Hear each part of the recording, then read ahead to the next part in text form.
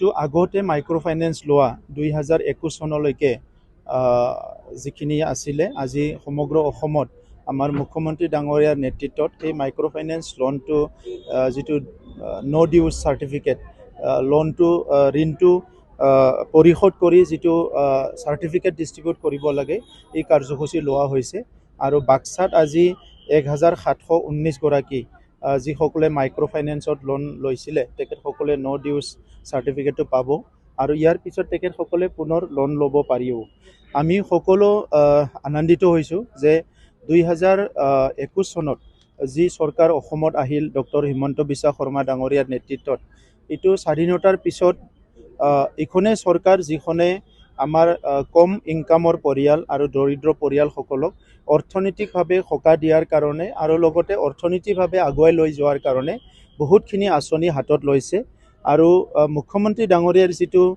এটা সপোন যে ভাৰতৰ উন্নত 5খন ৰাজ্যৰ ভিতৰত অসমখনো থাকিব লাগিব তেনেকুৱা গঢ় দিব লাগিব সেইকাৰণে অসমৰ ৰাজধানীৰ পৰা আৰম্ভ কৰি বিভিন্ন ইনফ্ৰাষ্ট্ৰাকচাৰ অন্তৰ্গাঁথনি নিৰ্মাণ কৰা জিলা পৰ্যায় সাব ডিভিজন পৰ্যায় ব্লক পৰ্যায়ৰ অন্তৰ্গাঁথনি নিৰ্মাণ কৰা নতুন নতুন মডেল স্কুল নতুন নতুন হস্পিটালৰ লগতে আমাৰ খেতিয়কসকলৰ কাৰণে বহুতখিনি আঁচনি আমাৰ দৰিদ্ৰ পৰিয়ালৰ কাৰণে বহুতখিনি আঁচনি তেখেতে তৈয়াৰ কৰিছে দুটা